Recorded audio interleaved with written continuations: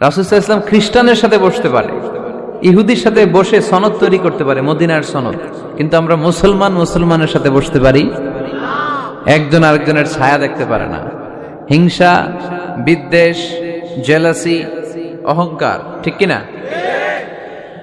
লা ইয়াদখুলুল জান্নাতা মান কানা ফি কলবিহি হাববাতু খারদাল মিনাল কিবর। যার অন্তরে যাররা পরিমাণ অহংকার থাকে সে কশিনকালেও আল্লাহর জান্নাতে প্রবেশ করতে পারবে না। আমরা যেন এই অহংকার থেকে মুক্ত হতে পারি, আমরা যেন ব্রড মাইন্ডেড হতে পারি, আমরা যেন ভিন্ন মতের লোকদেরকে রেসপেক্ট করতে পারি, ভিন্ন মতকেও যেন আমরা সহ্য করতে পারি।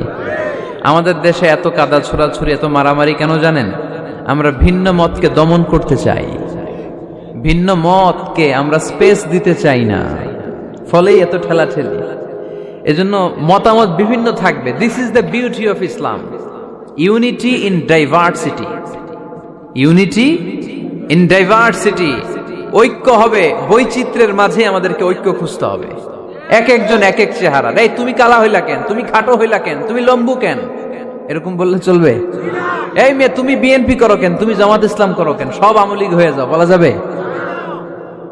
তুমি এই পীর সাহেবের মুরিদ কেন, আমি যে পীর সাহেবের মুরিদ হইছি ওইখানে আসো না কেন, বলা যাবে না।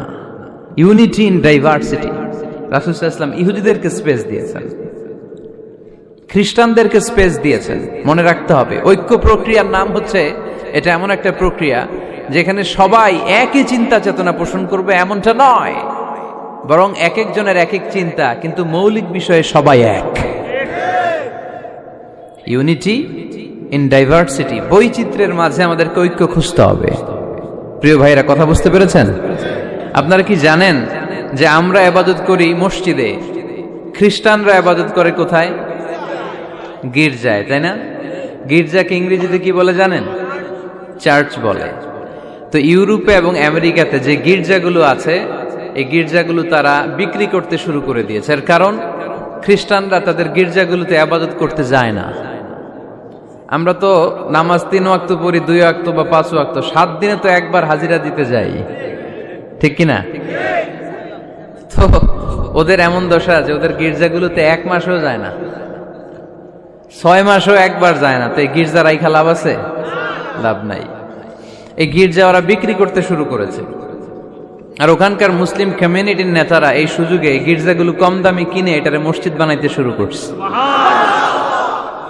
ইউরোপ আমেরিকাতে আলহামদুলিল্লাহ, আপনারা শুনে খুশি হবেন, ওরা ইসলামিক সেন্টার বলে এগুলোরে। কি বলে? Islamic centre.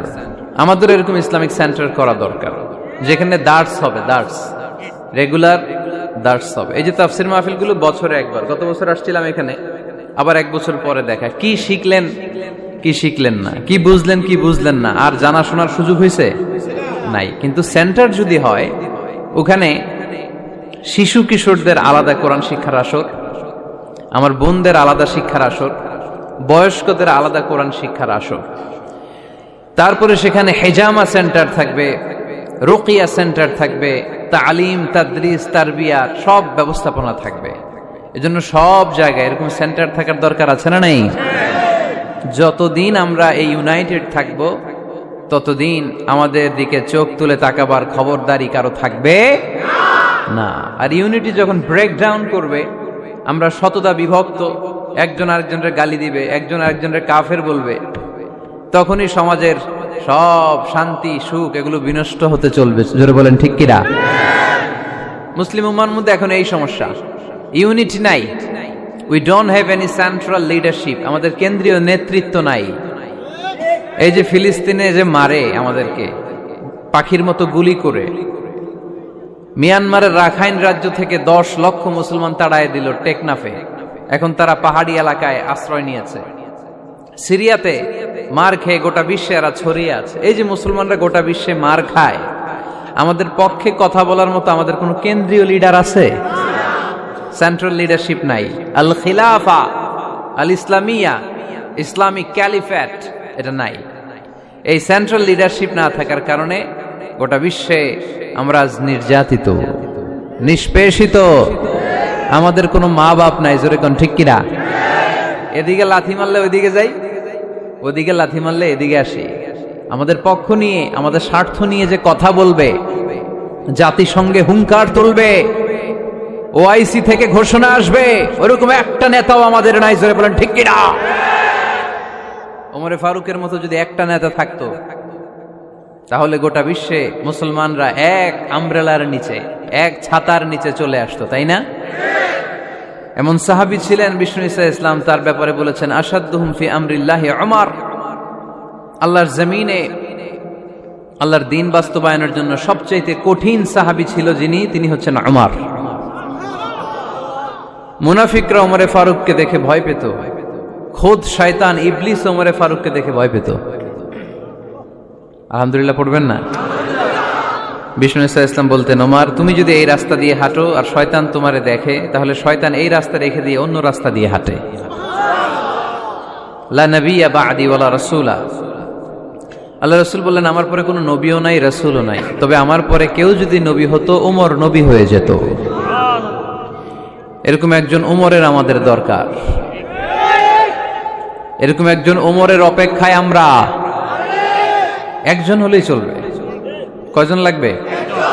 যুগ জামানা পাল্টে দিতে চাই না অনেক জন, এক মানুষই আনতে পারে জাতির জাগরণ।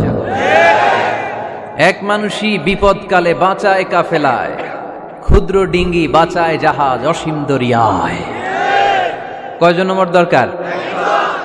আমরা সেই ওমরের জন্য অপেক্ষা করছি, যার নেতৃত্বে, যেই আল ইমাম আল মাহদি, যার নেতৃত্বে গোটা বিশ্বে শান্তি, সভ্যতা, ভদ্রতা আবার প্রতিষ্ঠিত হবে। এক ছাতার নিচে মুসলমানেরা থাকবে, কেউ কারো ব্যাপারে হৃদয়ে কোনো বিদ্বেষ রাখবে, ঘৃণা রাখবে, কেউ কাউকে গালি দিবে না। এই সুসম্পর্ক, এই ঐক্যের জন্যই ইসলাম। একসাথে উদখুলু ফিস সিলমি কাফা, পরিপূর্ণভাবে সবাই মিলে ইসলামের রশিকে আঁকড়ে ধরো, তাহলেই বরকত দিবে কে? ওমরে ফারুক বলতেন, নাহনু কওমুন আ'আজ্জানাল্লাহু বিল ইসলাম। আমরা তো এমন জাতি যে জাতিকে আল্লাহ তাআলা ইসলাম দিয়ে সম্মানিত করেছে। আমাদের সম্মান ইসলামে, এখন ইসলাম রেখে দিয়ে অন্য জায়গায় সম্মান খুঁজি, এজন্যই লাথি খাই, এজন্যই অপমানিত, এজন্যই নেতৃত্ব শূন্য। জোরে বলেন ঠিক কিনা? গোড়ার দিকে যদি না যাই, মূলের দিকে যদি ফিরে না আসে, আমাদেরকে গালি দেয় মৌলবাদ। মৌলবাদ মানে হচ্ছে যে মূলের দিকে ফিরে আসে, return back to the root. শিখর থেকে, শেকড় থেকে শিখরে, শিখরে যেতে হলে আগে শেকড়ে যেতে হবে। জোরে বলেন ঠিক কিনা? এজন্য ঐক্যের কোনো বিকল্প নাই। আমি আমার আলোচনার শুরুতেই এই মেসেজটা আপনাদের কাছে ড্রপ করতে চাই যে আসুন আমরা কাদা ছোড়াছুড়ি ছেড়ে দেই, হিংসা বিদ্বেষ ভুলে যাই, হৃদয়টারে সবার জন্য উজাড় করে দেই। মুমিনদের হৃদয়ে থাকবে সবার জন্য ভালোবাসা। কি থাকবে? আল্লাহ রাসূল সাল্লাল্লাহু আলাইহি ওয়াসাল্লাম মক্কা থেকে যখন মদিনাতে গেলেন, তিনি দেখলেন দলে দলে লোকজন কালিমা পড়ে মুসলমান হচ্ছে, বড় একটা মুসলিম কমিউনিটি গড়ে উঠল। আল্লাহ রাসূল সাল্লাল্লাহু আলাইহি ওয়াসাল্লাম খেয়াল করে দেখলেন ওখানে শুধু মুসলিম কমিউনিটি নয়, ওখানে জিউস কমিউনিটি আছে, মানে ইহুদি কমিউনিটি। মদিনাতে ইহুদিরাও থাকতো। আবার খেয়াল করে দেখলেন আশেপাশে খ্রিস্টান কমিউনিটিও আছে।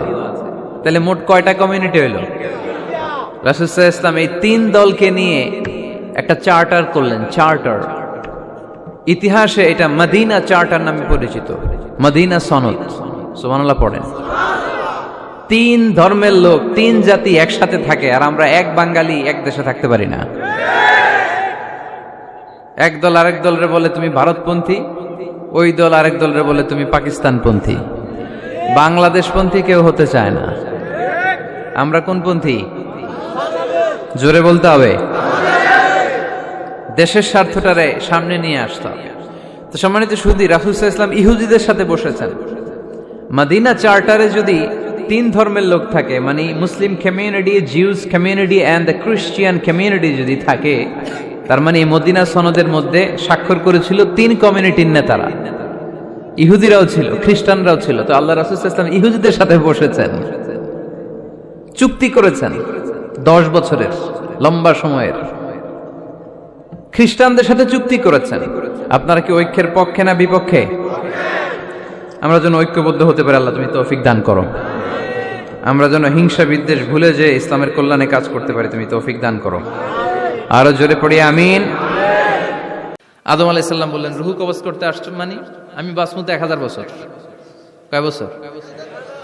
মালাকুল মাউত বললেন, না না, ওই যে আগের কথা স্মরণ করেন, আপনি 60 বছর দিয়া দিছিলেন। কয় না, আমি দেই নাই, আমি আরো বাঁচুম।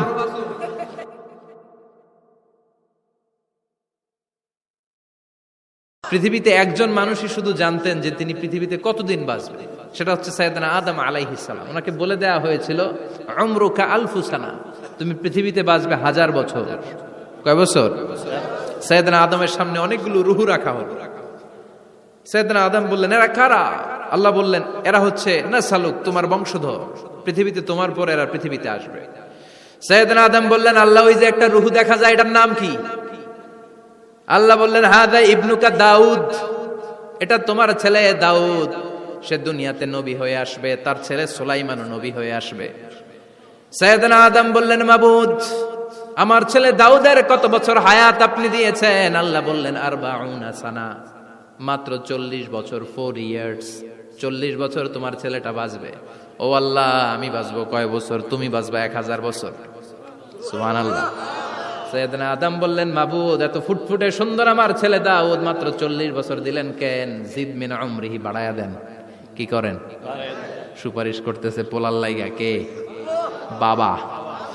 আল্লাহ, আপনি বাড়ায়া দেন। আল্লাহকে বাড়ানো যাবে না, লেখা হয়ে গেছে। রুফিআতিল আকলাম ওয়া জাফফাতিস সুহুফ, কলম তুলে নেওয়া হয়েছে আর কালি শুকায় গেছে, আর কিছু করা যাবে? সাইয়েদনা আদম বললেন, মাবুদ, আমার 1000 বছর কেন দিলেন? আমার এই সুন্দর ফুটফুটে ছেলেটারে মাত্র শুধুমাত্র 40 বছর কেন দিলেন? ও মাবুদ, আমার 1000 বছরের দরকার নাই, আমার 1000 বছর থেকে 60 বছর আমি আমার ছেলেরে দিয়ে দিলাম। দাউদ আলাইহিস সালাম বাঁচবে 40 বছর, তো বাপ আদম যদি আরো 60 দেয়, 40 আর 60 মিলে কত হয়? 100। ভালো হিসাব বোঝে, 100। আর আদম আলাইহিস সালাম পেয়েছিলেন 1000 বছর, 60 কমে গেলে রইল কত? 940 বছর পৃথিবীতে থাকার পরে মালাকুল মাউত চলে এসেছে। কারণ এটা on time, the death will come on time, it never late, কখনো দেরি হয় না। আল্লাহ বললেন, লিকুল্লি উম্মাতিন আজালুন ফাইদা জাআ আজালুহুম লা ইস্তাখিরুনা সাআতান ওয়ালা ইস্তাকদিমুন। মৃত্যুর একটা নির্ধারিত সময় আমি বেঁধে দিয়েছি, অন টাইম। অন টাইমেই চলে আসে, 1 সেকেন্ড আগেও আসবে না, 1 সেকেন্ড পরেও আসবে না।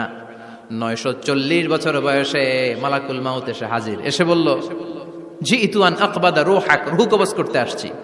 আদম আলাইহিস সালাম বললেন, রূহ কবজ করতে আসছো মানে? আমি বাঁচবো 1000 বছর। কয় বছর?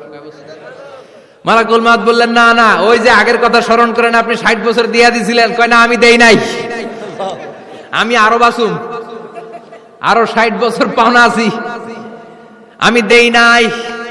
মালাকুল মাউত বললেন, আপনি দিয়েছেন? আদম বলে, দেই নাই। মালাকুল মাউত বলে, আল্লাহ, ঘটনা দেখেন। দিয়া কয়, দেই নাই। আল্লাহ কয়, থাক, কথা কইস না, আয়া পড়। সুবহানাল্লাহ পড়েন। নাসিয়া আদম ফানাসিয়া বানু, ভুলে গেছেন উনি। আমরা ভুলে যাই, আমরা খেয়ে বলছি খাই নাই, নিছিলাম পকেটে, কয় নেই নাই। এরকম ডাকাইত আছে না নাই? নাসিয়া আদম ফানাসিয়া বানু, বিশ্বনবী বললেন, আদম ভুলেছে তো তার সন্তানরাও ভুলে যায়। জাহাদা আদম ফাজাহাদা যুররিয়াতু, আদম অস্বীকার করেছে, তার সন্তানরাও অস্বীকার করে। সেদিন থেকে আল কিতাব ওয়া শুহুদ, মানে লিখে রাখার সিস্টেম আর সাক্ষীর সিস্টেম চালু হয়েছে। সুবহানাল্লাহ পড়েন। সুবহানাল্লাহ। 940 বছর বয়সে মালাকুল মাউত এসে আদম আলাইহিস সালামের রূহ নিতে পারে নাই। উনি 1000 বছর যখন হয়েছে তখন এসে সাইয়েদনা আদম আলাইহিস